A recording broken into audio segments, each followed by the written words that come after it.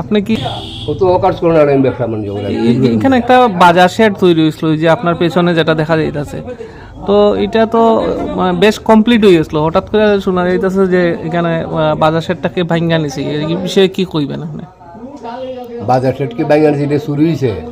চুরি হয় নাই তো। দিনের বেলা তারা 5-7টা গাড়ি লইয়া মাল নিছে। চিনচেন নি খাটরে আমি খবর লইলে হের পরিচয় কম জানিছে। এটা তো চিন্তা আমরা করে কি তো ট্যাক্স আমরা চিন্তা করে লাভ কিতা, আমরা তুই চিন্তা না। কিন্তু এইভাবে একটা জিনিস যদি জায়গা কয় কেউ জানে না, এটা তদন্ত হওয়া দরকার।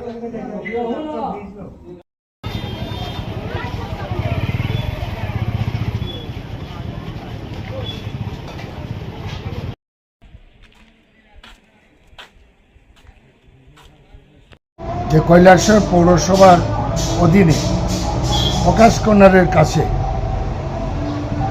প্রায় 50 লক্ষ টাকা খরচ করে 2022 সালে ফাইন্যান্সিয়াল ইয়ারে শেড তৈরি করা হয়েছে।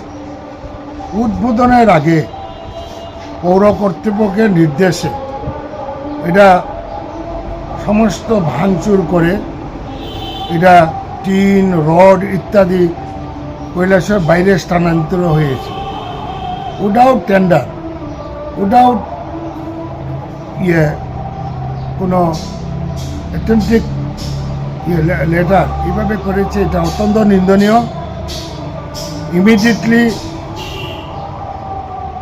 এটার এফআইআর করে অ্যাকশন নিতে হবে এবং এটা অত্যন্ত দুর্ভাগ্যজনক যে কৈলাসহর মিউনিসিপ্যালিটি এরিয়াতে মিউনিসিপ্যালিটি কর্তৃপক্ষ সমস্ত কিছু বেআইনি করছে এবং এটাতে মানুষ খুবই বিরক্ত।